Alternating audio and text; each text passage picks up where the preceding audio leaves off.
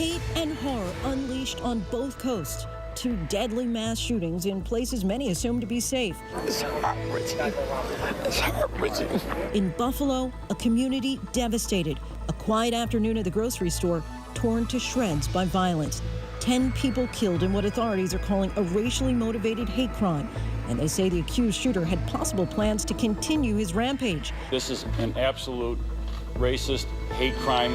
This is someone who has hate in their heart, soul, and mind. New video shows the final moments of the assault at the Tops Friendly Market. The alleged 18-year-old gunman in tactical gear and body armor. Questions are now percolating. Were there red flags overlooked? Law enforcement officials say the teen had posted extremist views online, including about the replacement theory, a racist conspiracy theory embraced by white supremacists. I heard all the gunshots. I heard all the bodies fall. I heard everything. It was terrifying. Among the victims, a former police officer and hero who confronted the shooter, a grandmother who fed those in need, a wife who had just finished visiting her husband in a nursing home. I pray she had no pain, that it happened so quick and she was gone like that. And I also pray for that young man. And in California, this time a church in the crosshairs. A suspect killed one person and injured 5 others, eventually taken down and hogtied by parishioners. What we know about a possible motive. But from the despair, glimmers of hope. As neighbors help neighbors reeling from the pain, hints of kindness emerge from the darkest of moments. Good evening, everyone. I'm Lindsay Davis. Thank you so much for streaming with us. We begin tonight here in Buffalo, just the latest American city where a hate-provoked mass shooting has unraveled any semblance of safety in this tight-knit community. Shoppers entered the Tops supermarket right behind me on what would have otherwise been an ordinary Sunday. Instead, they were singled out, targeted victims of an attack driven by what authorities say was a racially motivated hate crime. It would have been an ordinary Saturday. 10 people who never returned home. The lives lost include a heroic security guard, a breast cancer survivor, a church deacon. They leave behind heartbroken families and friends. Officials say the suspected shooter deliberately sought out one of the most segregated communities in this country with the intent to kill innocent black people. He apparently had planned to continue his rampage elsewhere. While many may feel numb to the violence and may choose to tune it out, we are here in Buffalo's East Side in front of this supermarket to shine a light on those who died, who they were, where they lived, those who loved them, while also taking a look at how this happened and the steps being done to attempt to root out the racism that has ingrained itself into our society. With a lot to get to, but first, Stephanie Ramos leads us off with a look at the wide-ranging investigation into this latest mass shooting. Tonight, authorities revealing new details about the suspect in the deadly mass shooting at Tops Supermarket, saying he was planning to continue his hate-fueled, racist rampage to kill as many black people as possible. It appeared that his plans were to drive out of here and then continue driving down Jefferson Avenue, looking to shoot more black people, as he put it, and possibly even go to another store location. ABC News obtaining a new 589-page document appearing to show how the 18-year-old suspect, Peyton Gendron, carefully planned the attack at least 2 months before he shot and killed 10 people at the store. According to the document, Gendron visited the supermarket back on March 8th, where he was questioned by a security guard at the store. The document also included sketches of the supermarket, outlined different aisles, and how he would navigate around quickly. Gendron also allegedly describes the Tops supermarket as the first location he would target and lists 2 more possible locations to attack, including a nearby deli and a barbershop. Police say Gendron drove 200 miles from his home in Conklin, New York, to the store again on Friday, 1 day before the attack, to conduct reconnaissance. Police are reviewing video surveillance from several locations. Grady Lewis says he spoke to the suspect that Friday, talking about critical race theory. Lewis even bought him something to drink outside the grocery store. That day, he asked me, "Are you going to be here tomorrow?" I said, yeah, because he came back here to the same spot where I bought him something to drink and shot people to look like me. And would have shot me if I was standing there. This chilling new video showing the chaotic scene moments after the massacre. There's a lot of people dead in there. Yeah. Police arresting the suspected shooter. This woman, visibly distraught, falling to the ground. Contact homicide. We have bodies down here. Police say it all happened in a matter of minutes, starting around 2:30 Saturday afternoon. The shooter opening fire as soon as he got out of his car, striking 4 people in the parking lot, killing 3. Then storming the store, shooting 9 more people inside, including 55-year-old security guard Aaron Stalter Jr. The retired police officer confronting the shooter. The officer did not survive. I spoke with Kishanti Atkinson, who was working inside as a cashier. I was cashing out one of my customers. I heard a loud boom. I thought it was just somebody knocking stuff over. But then when I seen people running, I just kind of ran. Officers arriving on scene just 1 minute after the first 911 call. But in that time, the shooter fired about 50 shots. All 10 victims killed were black. Police say he had several more guns and high-capacity magazines in his car. Gendron charged with 1 count of murder, held without bail on suicide watch. His public defender entering a plea of not guilty. I understand my charges. Police now searching the 18-year-old's family home in Broome County, New York, interviewing his parents and combing through his social media. Investigators believe the suspect may have been radicalized online and posted a 180-page document laying out his plan for the rampage. That document fixated on replacement theory, a white supremacist belief that non-whites will replace white people. New York Governor Kathy Hochul. There's a belief that is fomenting on social media all over the world where young people are being radicalized and believing that they have to take action to stop the replacement of whites by blacks and Jews and immigrants. This was the genesis of what happened in Charlottesville and El Paso and other places around the country. So the evidence is there. This was not a random act of violence. And Stephanie joins us now here in Buffalo. Stephanie, the suspect conducted reconnaissance the day before the shooting, but he also made a visit back in March. What do we know about that trip? Exactly, Lindsay. Late today, authorities held a press conference saying the suspect visited in March and then again on Friday, just 1 day before the massacre.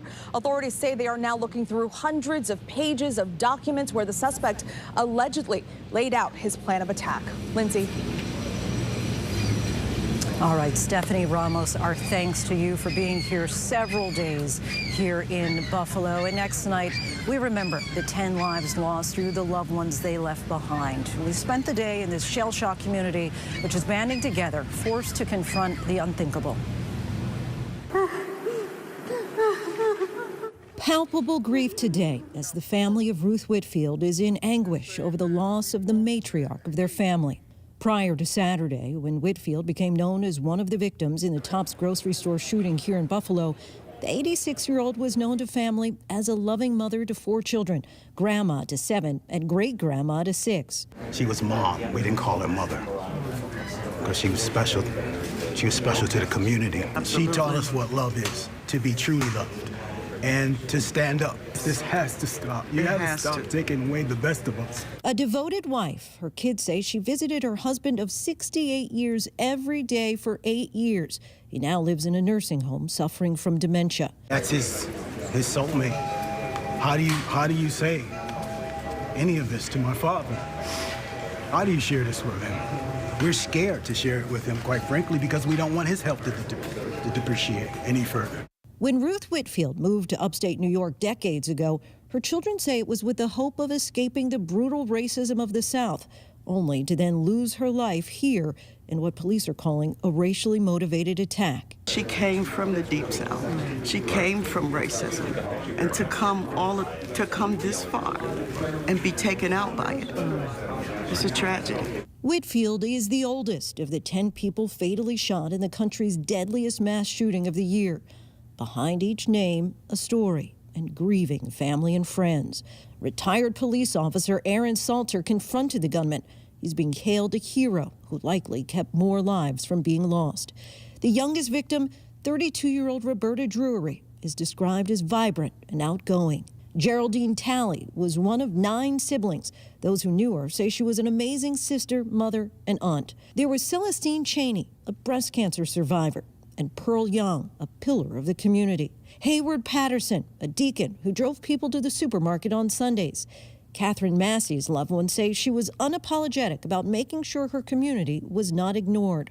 Andre McNeil was at Tops picking up a surprise birthday cake for his grandson. Margus Morrison, father of 3. Of the 13 shot, 11 were black.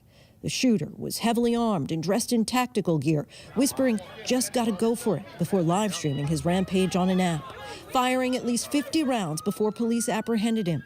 It's heart-wrenching. It's heart-wrenching. Sorry. It's broken. It's just too much. You can't even go to the store in peace. This Tops was a symbol of a hard-won fight in this community. Built in 2003, it provided a much-needed grocery option in what was previously a food desert. Many black residents here say they endured systemic racism reinforced by decades of segregation. A report by the Brookings Institute and the University of Michigan found that the Buffalo-Niagara Falls metro area is the 6th most segregated in the nation. The dividing lines between white and black splintered by the Kensington Expressway, a massive project touted as urban renewal.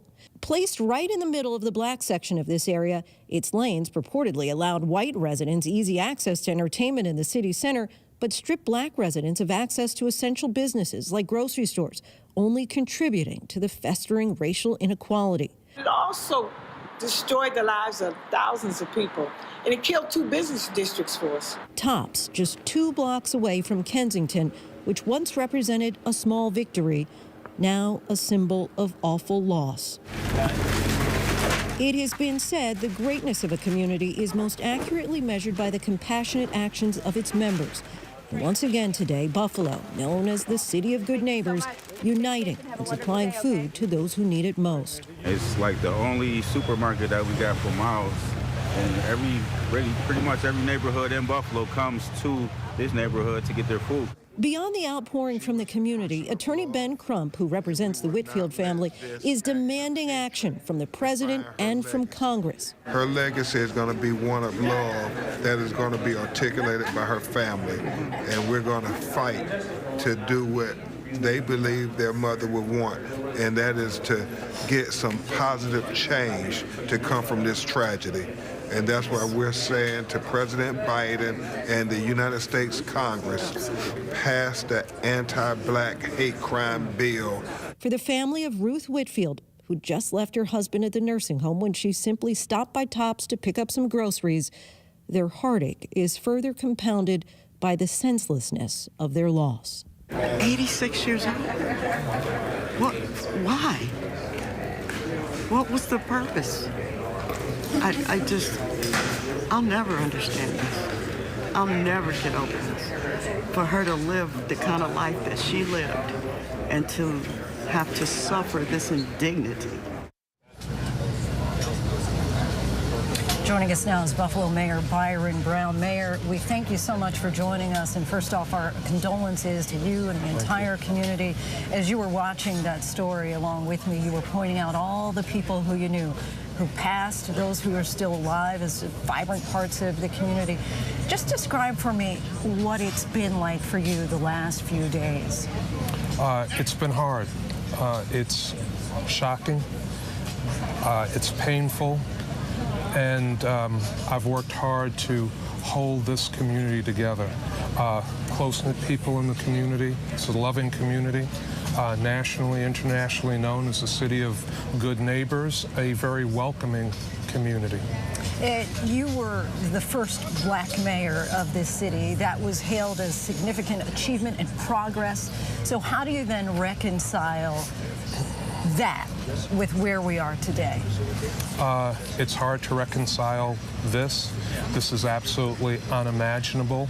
We've seen these mass shootings play themselves out time and time again in this country, never thinking that something like this could or would ever happen here, it really shakes your sense of security.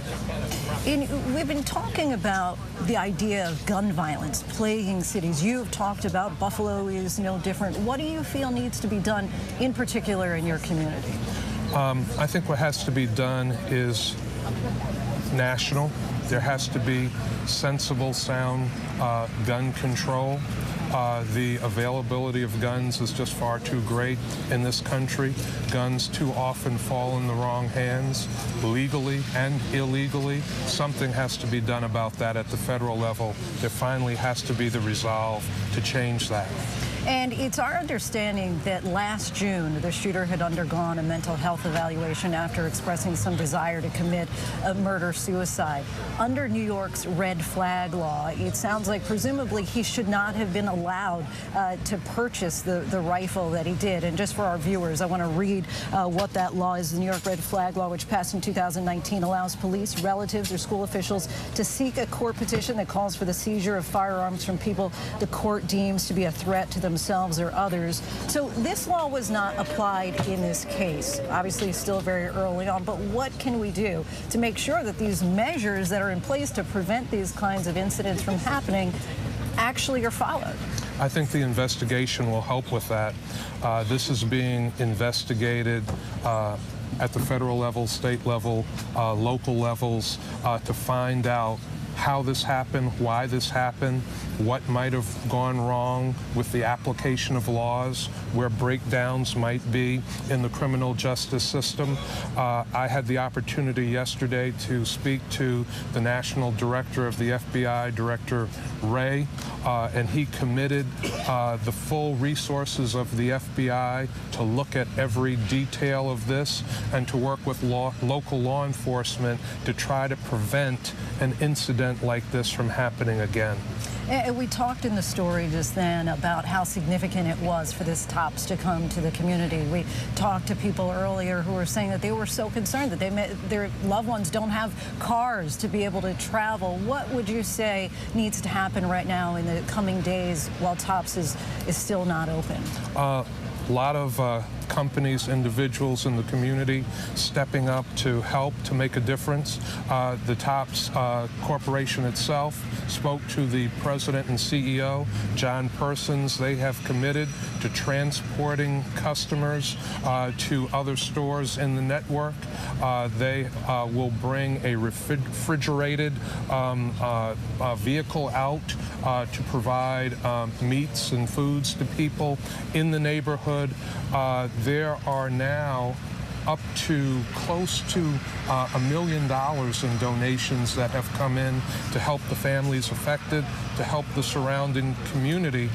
So I believe there will be the support for people in this community that rely on TOPS Supermarket to be able to get their groceries, but also to be able to fill their prescriptions because there's a pharmacy in the store as well. Obviously, President Biden is coming here to Buffalo tomorrow. What would be your personal appeal to the president?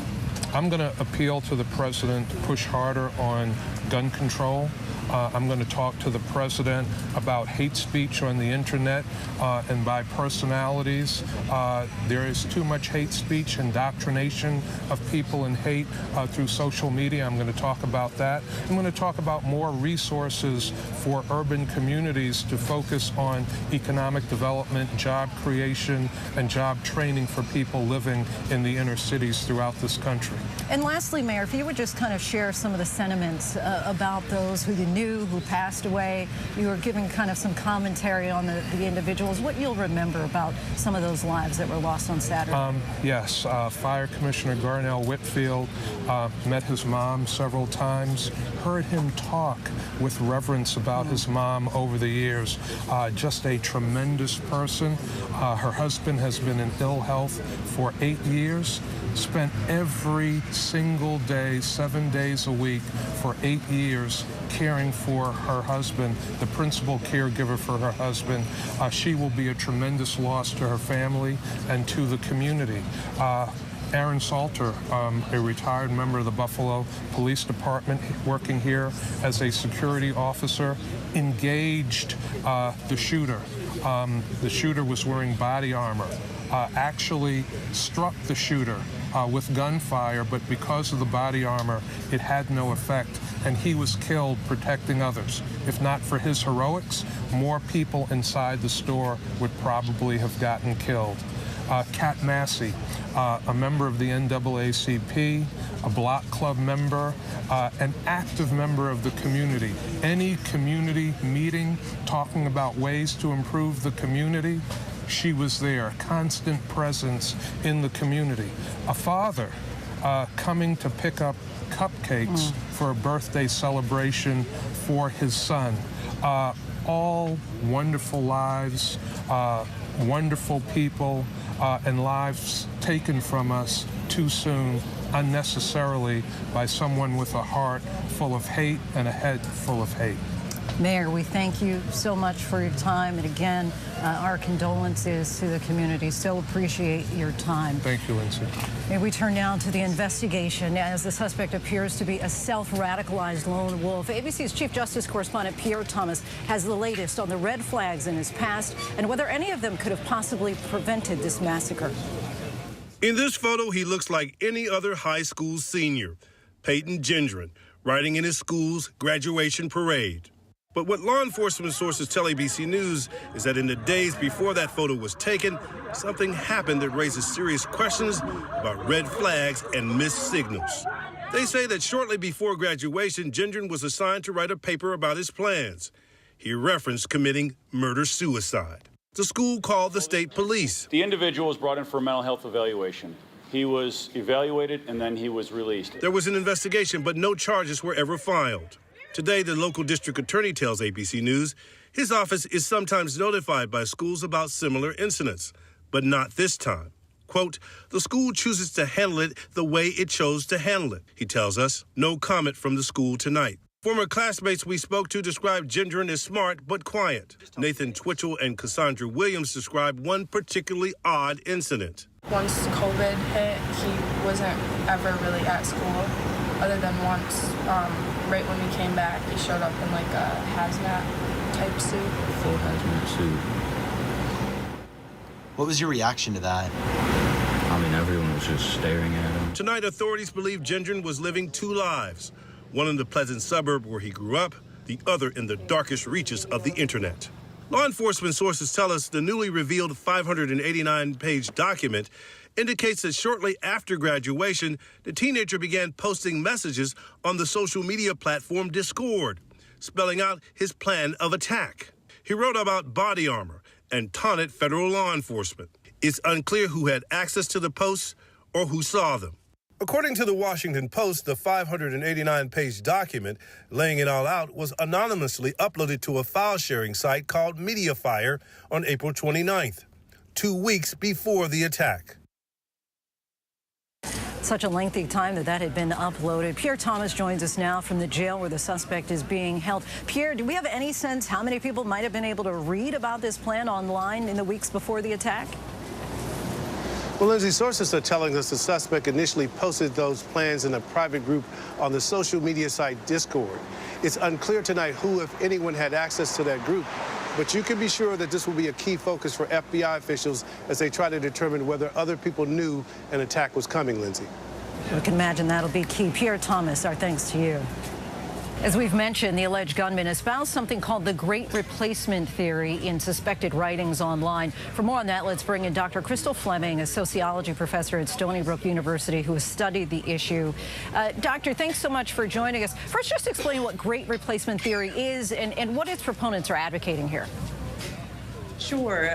The ideology of the Great Replacement Theory, it's a white supremacist belief in a kind of conspiracy. It mixes together anti-Blackness, anti-Semitism, Islamophobia, and xenophobia. And again, it's this kind of conspiracy theory that Jewish people working alongside Black people and brown people and people defined as racial undesirables are attempting to replace white people, people who are defined as the right kind of white in the United States and in other countries, including in Europe. So it's a kind of mythology. It's based on a lot of historical misrepresentations, and it is a core belief in white supremacist activist circles. What are the origins of this theory when it comes to American history? Is it something that's been around and ingrained in notions of white supremacy, or is this something that's relatively new? You know, there's some who look to recent developments for the origin of the Great Replacement theory. There was a book by a French intellectual and well-known racist that came out in 2012 that literally has the title in English, The Great Replacement. You could go back also with French nationalism to 1900. There was a French intellectual who was also sort of often cited by white supremacists who, believed that so-called native French people would be replaced by undesirable populations. But the fact of the matter is that we don't have to look to France, and we certainly don't have to look to a book that came out 10 years ago to see the origins of this white supremacist ideology. In many ways, the United States is built on this form of white supremacy, a kind of belief in white entitlement to land, to displace and eliminate indigenous people. If we're going to talk about replacement and displacement, we have to acknowledge that the transatlantic slave trade was the largest displacement of people in human history. And so we have this repulsive misrepresentation of history where groups that have been targeted by racist ideology and violence are framed as the dangerous groups. So what I hear you saying is that this ideology that is deeply embedded in American history, but how have the internet and social media helped propel the spread of this idea in recent years? How has that fueled the rise of this belief? Yes, you've hit the nail on the head. The role of social media is new. So this is a long history, but what we're seeing with white supremacists being able to live stream a mass murder on these platforms, this is a historically new phenomenon. And it is a very dangerous development, and it's one for which we have not collectively as a society held these tech companies and social media platforms accountable. The fact that this keeps happening, this was in many ways a copycat form of domestic terrorism, where they were inspired by other white supremacists who used social media and the internet in this way. And so a big question for us as a society in terms of moving forward is what's going to happen with regard to regulating and developing some mechanisms of accountability for companies that are profiting from hatred and the kind of ideology that's being spread online.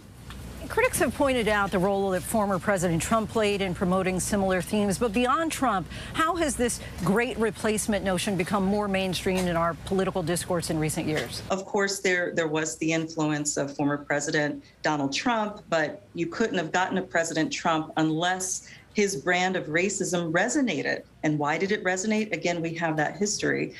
But we also have, prominent talking heads, Tucker Carlson, Fox News, making hundreds of references, a study has shown, hundreds of references to this kind of great replacement theory, notions of white genocide, which is also a key phrase used by white supremacists. This is being popularized and mainstreamed again by people like Tucker Carlson. So, we have many figures, not just on the far right, but in mainstream conservative politics that are using this kind of discourse to foster hatred, to foster division. Dr. Crystal Fleming of Stony Brook University, we thank you so much for your time and your insight. Thank you for having me. From gun violence here in New York, we now go to gun violence in California, where a gunman opened fire in a church during a lunch banquet on Sunday. Today, police have said that the motive was politically motivated. ABC's Matt Gutman is in Laguna Woods for us tonight with the very latest. Tonight, police say 68-year-old David Chow walked into the Southern California church bearing 2 handguns and a political grudge. It is believed the suspect involved was upset about political tensions between China and Taiwan. Police say the suspect is an immigrant from China who drove 4 hours from Las Vegas to target this Taiwanese congregation. About 50 congregants had gathered for a luncheon for former pastor Billy Chang. Police say Chow, a licensed security guard, came in with a gun, even trying to trap them inside. Multiple locations had been chained shut, and multiple entrances that we had been tampered with. He then opened fire, injuring 5. They ranged in age from 66 to 92, and one man was killed, Dr. John Chang. Dr. Chang charged the individual, the suspect, attempted to disarm him. It was then that Pastor Chang saw an opportunity. I bring the chair to attack that shooter. So you hit the shooter with a chair? Yes. This image showing the moment Pastor Chang and others managed to subdue the shooter, those elderly congregants tying him up with electrical cord. Those parishioners taking matters into their own hands ultimately. Our thanks to Matt Gutman. When we come back, so why are there so many mass shootings in this country? Is it the lack of adequate access to mental health, or is it too many guns, or perhaps a combination of both? We'll talk about it. We're also tracking other major stories tonight, including Amber Heard cross-examined, what she had to say. But up next, our in-depth series looking at the fentanyl crisis poisoned concludes. What can Congress do? What can we do with so many overdoses? Stay with us. With so much at stake, so much on the line, more Americans turn here than any place else. ABC News World News Tonight with David Muir, America's #1 most watched newscast, now streaming on ABC News Live. It was a scary time. In the 70s, you had multiple bodies showing up in Los Angeles. There were so many murders happening. You had to have a name for it, serial killer. There was a human head in there. This was premeditated evil. We have this clock. This person is going to do this again. It's me against the killer. Who's going to win? We'll see who laughs last. What came next was unlike anything they had ever seen. Admit it. These days, what you need to know seems to change just about every day. What is it that you really want to know, need to know? To help you not just get through your day, but to make the most of it. Feel smarter. Feel better. Feel happier. Well, how about a third hour of Good Morning America? GMA 3, what you need to know. Now streaming on ABC News Live. It's all about you. The hottest views in daytime are happening right here. We talk about things on this show that people don't talk about. That I can't wait to see. Honest takes from strong women. We need all hands on deck, and we need it right now. This is the time to speak out. Unafraid to get real. We stick by our points of view. We're all seeing it differently, and that's the beauty of The View. And that's why the most watched #1 daytime talk show is The View. Now streaming on ABC News Live. Is that the gun? That's not the gun. What is it? I won't ask you again then.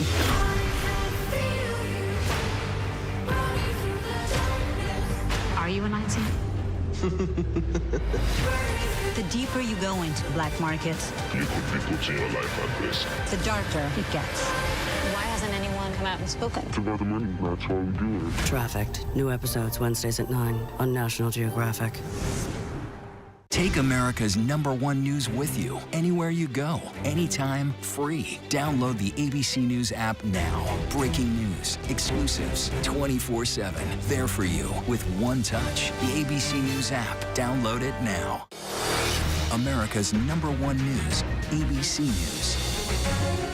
Most watched, most trusted, and streaming live to you anytime, anywhere, and free. This is ABC News Live, America's #1 streaming news, free to you 24/7. Watch America's #1 news whenever you want it, wherever you are, anytime. ABC News Live, streaming live and free on all platforms. The drug epidemic in America hit a tragic milestone last week, with the CDC reporting that more than 107,000 Americans died of drug overdoses last year. That's a new high, surpassing the previous record by 15%. And much of it comes from opioid overdoses, including from the drug fentanyl. Tonight, ABC's Bob Woodruff takes a look at efforts to try to combat this deadly epidemic. It's the final part of our series, Poisoned, America's Fentanyl Crisis.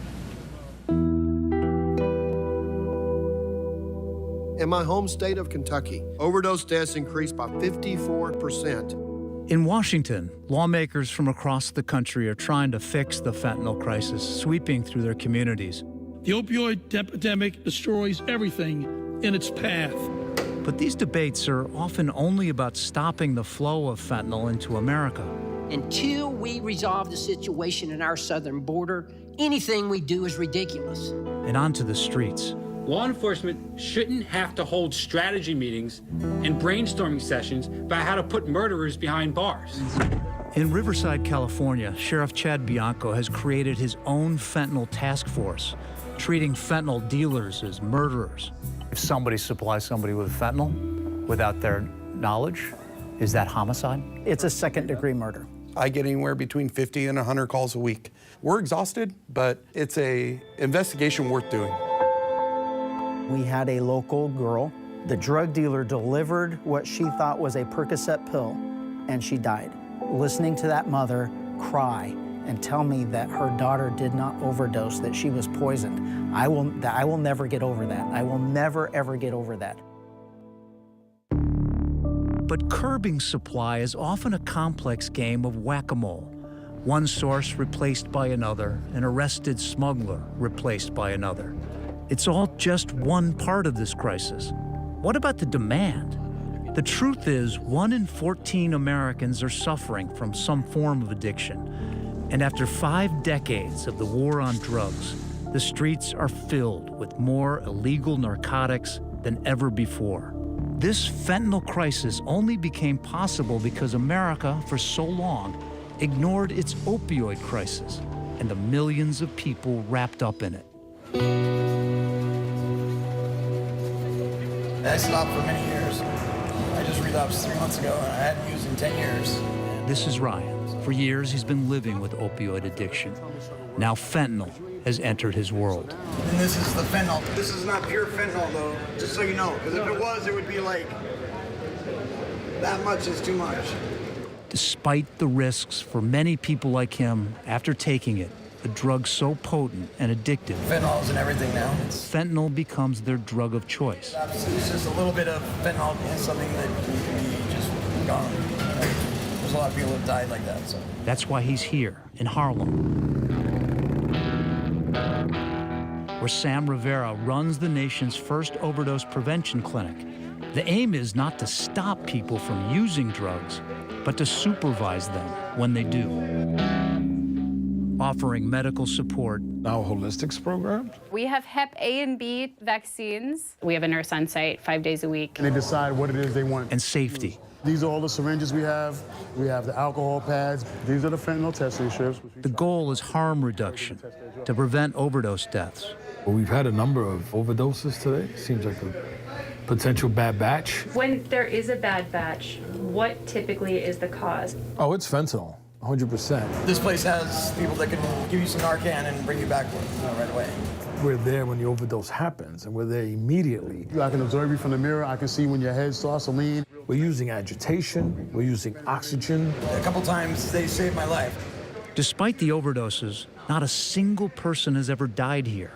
In fact, studies show similar programs in other countries have successfully reduced fatal overdoses and increased access to health services like rehab. Beautiful, hurting people are coming in with those drugs to use them safely and stay alive. They're going to use. I have people in that room right now who want to stop. They're right there saying it. I want to stop, but but at least now they're talking about it. But back in Nashville, where our journey began, there are more traditional approaches. I came here to get you high, but the good kind of high, naturally high, right? So Phil Bogart, a former rock star, I have almost 14 years clean and sober, right? That's not bad. Is getting creative. What's your happy thought today, Princess? That we get to make music. We're going to do another piano part. This is Rock to Recovery, music as therapy. We've got people playing keyboard parts, and I'm on a guitar, and we're going to write a chorus together that we can all sing along to. You know, an hour and a half passes by, and we lived in the moment. And hopefully we got some people to get on the other side of, I can't, I won't, I'm not able to.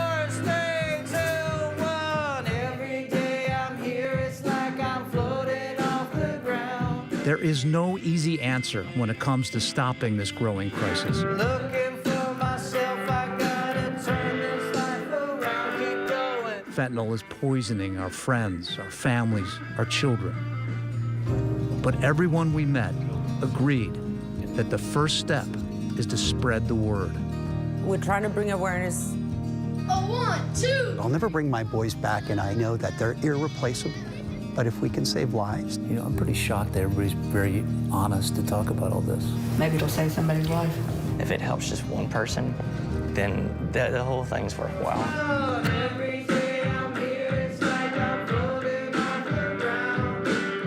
The most important bulwark that we have is the urge toward community.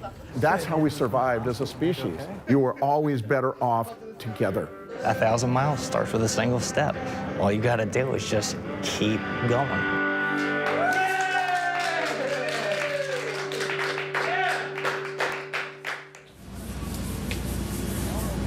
All about taking that first step. And be sure to watch Bob's full report on this crisis, Poisoned, America's Fentanyl Crisis. It debuts at 8 Eastern, 9 Pacific, right after Prime on ABC News Live. Still ahead here on Prime, of course, we're also tracking the war in Ukraine and more setbacks for Russian forces. Could Putin be forced to pull back on some of his plans, or will he double down?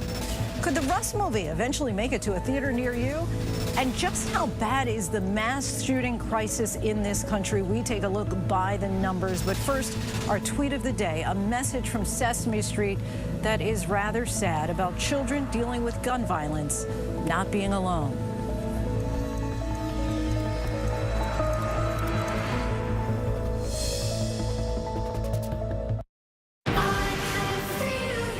The deeper you go into black markets, the darker it gets. Trafficked, Wednesdays at 9 on National Geographic. Right now, with so much at stake, Sunday mornings, this is the place. Taking on all the tough questions. Straightforward reporting. No spin, no hype, no bull. Thank you for making ABC's This Week with George Stephanopoulos the #1 Sunday morning news show versus the competition. Welcome to This Week. It was a scary time. In the 70s, you had multiple bodies showing up in Los Angeles. There were so many murders happening. You had to have a name for it, serial killer.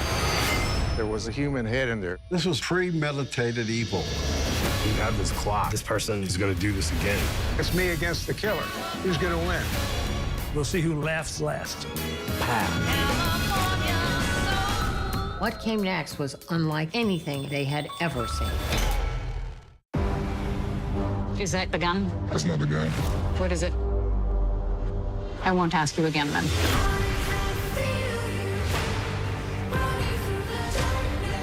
Are you a Nazi?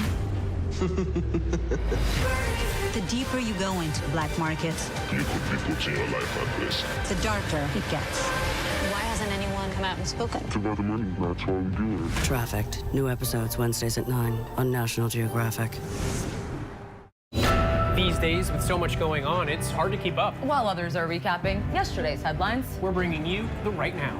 This is the busy border crossing. Steel barricades, another strike. The Right Now look at the day ahead, how it affects you and your family. Record high gas prices. the threat of cyber warfare. Is peace possible? World News Now beginning at 2 a.m. Eastern, followed by America This Morning. America's #1 early morning news. Streaming here on ABC News Live. Take America's #1 news with you anywhere you go, anytime, free. Download the ABC News app now. Breaking news, exclusives, 24/7. There for you with one touch. The ABC News app. Download it now. I risked my life. If I was caught, they would have put a bullet in my head. That would have been one of the most deadly acts of domestic terrorism ever in the United States. He put himself in jeopardy for us.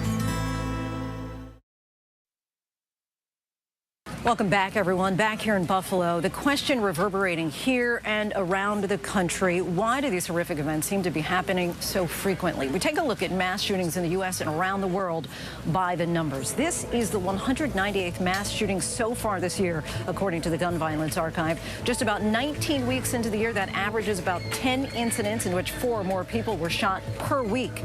We ended last year with 693 mass shootings. It's a number that's been steadily rising. 2020 had 611 shootings, the year before 417. And while the world's deadliest shootings have been overseas, the incidents are most common in the United States. 31% of the gunmen in mass shootings worldwide were American from 1966 to 2012, according to a 2015 study by Professor Adam Lankford. Lankford found 42% of the world's privately owned guns were in U.S. homes, even though Americans make up only about 4.5% of the global population. And U.S. gun ownership is on the rise. As of 2018, the U.S. had 120 firearms per 100 people. That's up from 88 per 100 in 2011. That far surpasses the rate of gun ownership in the rest of the world, according to the Small Arms Survey. After comparing worldwide records on mental health and various social factors, Lankford found a country's rate of gun ownership correlated with the odds it would experience a mass shooting.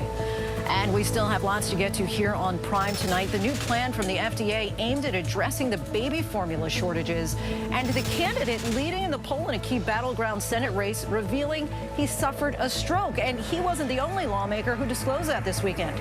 But first, a look at our top trending stories from abcnews.com.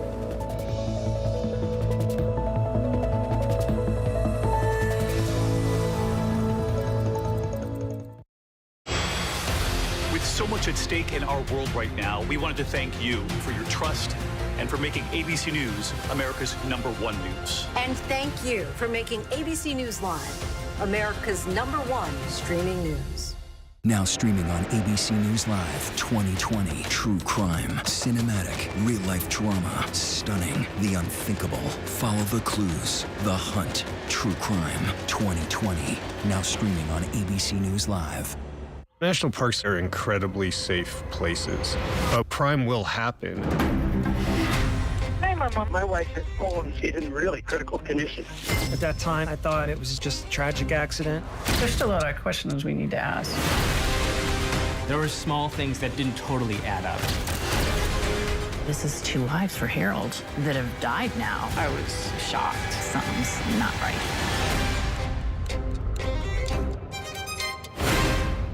Admit it. These days, what you need to know seems to change just about every day. What is it that you really want to know, need to know? To help you not just get through your day, but to make the most of it. Feel smarter. Feel better. Feel happier. Well, how about a 3rd hour of Good Morning America? GMA 3, what you need to know. Now streaming on ABC News Live.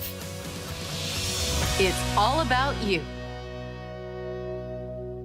I know what happened, and I'm not guilty. Why the fascination with criminal trials? Figure out what's really out there. She revealed she had murdered his family. I know in my heart they did this. It's the time of suspicion. The ending's really tough. You don't know whether truth is going to be difficult to find unless you try to find it.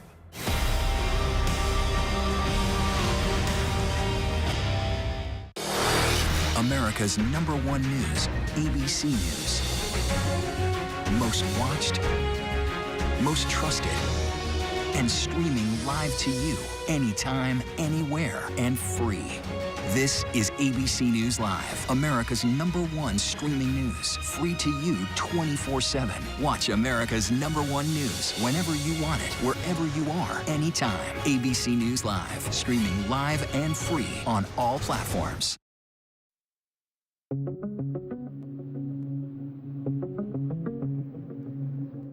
Today, another blow to Russia. Finland and Sweden taking formal steps to apply for NATO membership, which would increase NATO's presence on Russia's border. The Kremlin responding, saying their application won't make a difference. They failed to take Kiev. They're pulling back from around Kharkiv. There are still severe thunderstorm watches that affected parts of the Northeast tonight. Rain and wind all day. Alerts right now from Philadelphia to New York, right into New England. Heavy rain and damaging winds still possible as this moves further east. I made the decision to file for divorce. I knew if I didn't, I'd likely not literally survive. After a week-long recess, Amber Heard back on the witness stand at a Fairfax, Virginia courtroom, facing cross-examination from Johnny Depp's lawyers. This is also a picture from when you were in Russia for the Lone Ranger premiere, right? That is correct. And you have no visible injuries to your face, do you? None that you can see. Even though Mr. Depp whacked you in the face so hard that your nose bled? He did. While wearing chunky big rings, right? That's correct. Depp, who was suing the Aquaman actress for defamation, used photos to push back on Heard's claim of multiple violent assaults during their short-lived marriage. This is a picture of you and Mr. Depp at the event the night after Mr. Depp allegedly whacked you in the face so hard you thought he had broken your nose. He did whack me in the face, and I did think it broke my nose. Your nose doesn't appear to be injured in any of these pictures, does it, Miss Heard? That's why I'm wearing makeup. And makeup covers up swelling, right? Makeup will not cover up swelling. I swelled out. Earlier in the day, Heard testified to seeking a restraining order against the Pirates of the Caribbean star, saying she was trying to protect Depp. Depp's team attempting to poke holes in her story. And you wrote, quote, "This is what I've been dealing with," end quote. Did I read that right? You did read that right. That's correct. And this is you protecting Mr. Depp? That is me getting support from my best friend. 58-year-old Depp is suing Heard over a 2018 op-ed published in the Washington Post, in which she claimed to be a victim of domestic abuse, though she did not name him. He says he never physically hurt her. 36-year-old Heard is countersuing over being called a liar at the witness stand, doubling down on her claims of abuse and that it cost her job opportunities. What, if any, ill will or bad intentions did you have or intend against Mr. Depp by assisting in writing, giving your name to this op-ed, and in publishing it? None. It's not about Johnny. The only one who thought it was about Johnny is Johnny. The movie Rust will be finished. That's the prediction from a producer of the ill-fated film, telling The Hollywood Reporter the shooting of cinematographer Helena Hutchins was a horrific tragedy. Authorities in New Mexico might still bring charges in connection with her death. So I decided, you know what, I need to get checked out, so I went to the hospital. You get checked out. Yeah. 2 U.S. politicians in the hospital with strokes. Senator Chris Van Hollen of Maryland under observation in the hospital after having a minor stroke. And Pennsylvania Lieutenant Governor John Fetterman, front runner in the state's Democratic Senate primary, says he's on his way to full recovery after having the stroke last week. The White House said Monday it's working with baby formula manufacturers and major retailers to try to ease shortages across the country. That includes identifying areas where communities may be at critically low supply of formula and offering to coordinate with manufacturers and retailers to get it there, even using U.S. government transportation and logistics support. The White House says it's also talking to suppliers of formula manufacturers and encouraging them to prioritize their production and delivery. Back to our lead story now, the mass shooting here in Buffalo, New York. New information tonight about Peyton Gendron's alleged preparations before Saturday's mass shooting. ABC News spoke with a man who described himself as one of Gendron's best friends. He said that Gendron came to his house on Friday morning, spoke with his roommates, and left 5 boxes of ammunition. Gendron texted his friend saying that he'd be back to pick up the boxes later that day, but never did return to collect the ammunition. Joining us now to discuss Gendron's actions leading up to the shooting and issues around his mental health is Dr. Jonathan Metzl, professor of psychiatry at Vanderbilt University. Dr. Metzl, first of all, thank you so much for joining us. What do you make of this new information from Gendron's friend? I think a lot of times when we have kind of white male mass shooters like this, there is often a lot of evidence that we often find out about in retrospect that tells us that there were a lot of warning signs along the way. Those warning signs very often aren't ones that come to the attention of authorities or to mental health practitioners. And so at those times, it's incumbent on people in that person's life, family, friends, to alert authorities. That's the basis of what are called red flag laws, because they're the people who know the alleged perpetrator, and they know the warning signs. And so, in a way, I think we'll find more and more warning signs in a case like this. And the question was, why didn't that rise to the level of alerting the authorities to enact New York's red flag law? And many tonight are focusing on the shooter's mental health history. From your research, what's the connection between mental illness and gun violence? Unfortunately, it's very complicated. It's tragically easy to tell the story in retrospect. That person had mental illness symptoms, therefore that must have been what caused them to commit this shooting. But that's complicated for a bunch of different reasons. Number one, there's no mental illness whose symptoms include shooting someone else or even harming someone else. So it's not like there's some kind of diagnostic test that psychiatrists like me can do and say, you have this diagnosis and therefore you're at high risk. A lot of the key risk factors for gun violence are community-based risk factors. Alcohol and substance abuse, past history of violence, access to guns. These are all things that have to do with community-based risk factors, things you can prevent, but they're not things that you can predict. And another key risk factor is very often in these shootings we see people between the ages of 18 and 21. We're seeing that in the news also. And so in a way, a lot of these factors have to do with setting policies that will prevent people from committing these things, but it's not like there's any predictive test that mental health practitioners can do.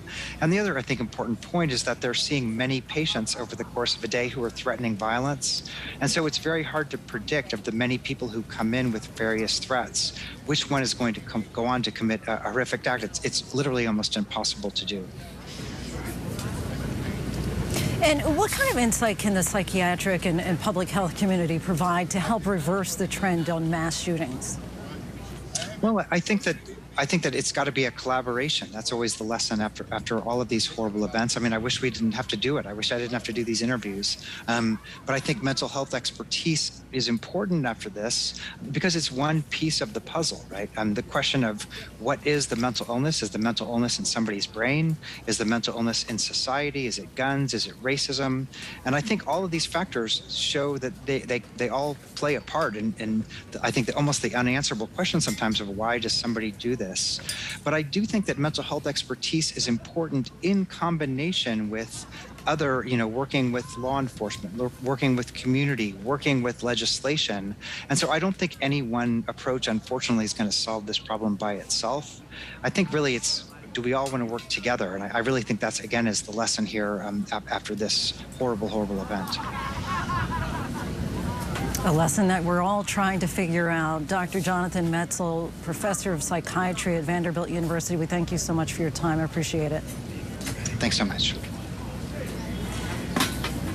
Finally tonight from here in Buffalo, our images of the day. Buffalo is, of course, known as the city of good neighbors, and this community is banding together to help each other. Day and night, rain or shine, they have been coming to pay tribute and to remember strength in numbers as Buffalo deals with trauma no community should have to endure. And despite the pouring rain today, we saw volunteers doling out food to residents whose only supermarket is now closed. Our thoughts tonight are with everyone in this community and the families and the loved ones of those who lost their lives. That is our show for this hour. Be sure to stay tuned to ABC News Live for more context and analysis of today's top stories. We'll be right back here at 9 o'clock with the latest from Buffalo. Thanks so much for streaming with us.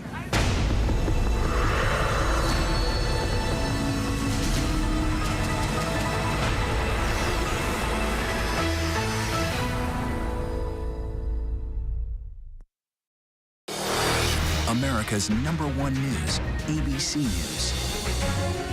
Most watched, most trusted, and streaming live to you anytime, anywhere, and free.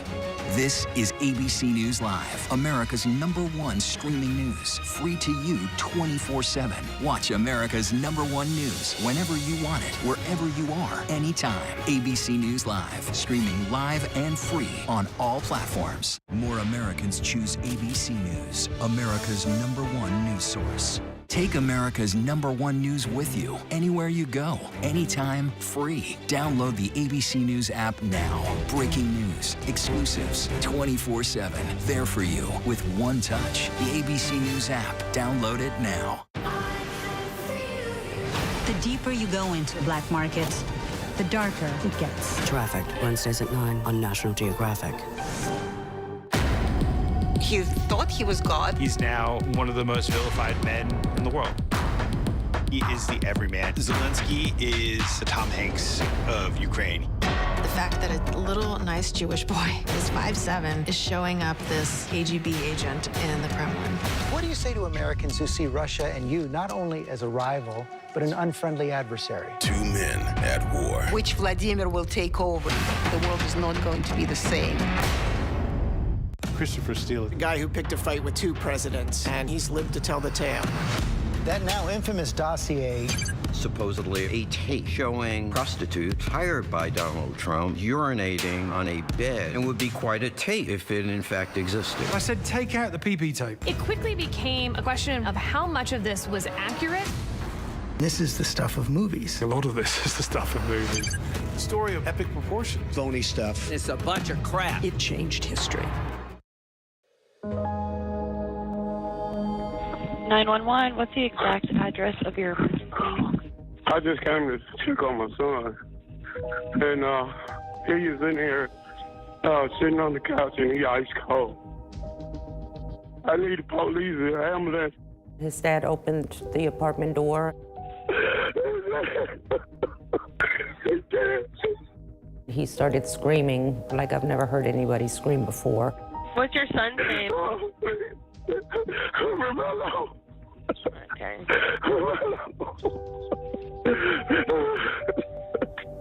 My son, Romello Marchman, was killed through fentanyl poisoning. I had no idea what fentanyl was. The truth is that very few have ever heard about fentanyl. Fentanyl is a complete game changer, 50 to 100 times more potent than morphine. In the first 18 months of America's COVID pandemic, a record-shattering number of Americans died from drug overdoses, and we are still missing months of data. But we do know is that most of those deaths involved fentanyl. A few grains of salt worth of fentanyl will kill you. While fentanyl has gotten growing attention in the world of music, Prince died of a drug overdose, fentanyl. Rapper Mac Miller found dead with fentanyl. And in Hollywood, Michael K. Williams found dead in fentanyl-laced heroin. It's now in your backyard, coast to coast. Fentanyl has become the norm here in San Francisco. Just my agency has seized enough fentanyl to kill the entire country. It is hitting every neighborhood. Upstairs? Does she use narcotics? Spring breakers rushed to the hospital after taking cocaine laced with fentanyl. Just heard my wife screaming. She told me they had just died. America is being poisoned with fentanyl, and we don't even know it. This is Poisoned, America's fentanyl crisis.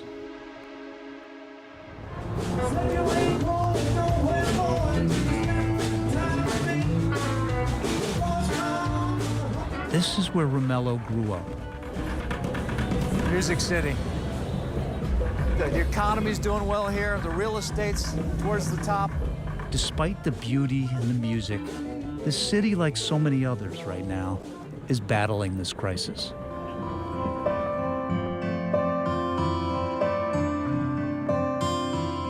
Romello was a typical 22-year-old young man that loved playing video games. He always had to have a fancy car. He was a young man, like so many others out there. They are stressed. The pandemic keeps them away from their friends. They can't go to school. One night during the pandemic, Romello decided to try cocaine he had gotten from his friends. It was pure fentanyl. And it's the only reason why he took it is because he did get it from his friends. You know, if you take one line of cocaine and that's fentanyl instead, you have no chance. Last year, Tennessee had the third highest overdose death rate in the country. In the Nashville area, between 75 and 80% of our fatal overdoses will involve fentanyl at this point in time. My name is Betty Davis. My daughter's name is Frankita Davis. She died March 16, 2021 from fentanyl poisoning. When Frankita was just 17 years old, she was diagnosed with cancer. She was in severe pain. The doctors prescribed her pain medication. Then one day, a friend offered her a pill that looked nearly identical. She had no idea there was fentanyl in it. No, she chose to take a pill, but she didn't choose to die. Fentanyl is one of the most powerful and addictive opioids ever created. Unlike other opioids like heroin, it is man-made in a lab. It was originally created for sedation during surgery and to treat pain in the most dire of circumstances. Just 5 years ago, overdoses caused by fentanyl were rare. But every year since, toxicology reports in Nashville began to show a trend, quickly noticed by one of the local coroners. All right, we're now pulling into the office of Candace Sexton, who's an expert on fentanyl. We've been told that she is the one who sounded the alarm about fentanyl when it started to emerge. 2014, 2015 is when I really started paying attention. And you were noticing something different about fentanyl. Yes. 2019.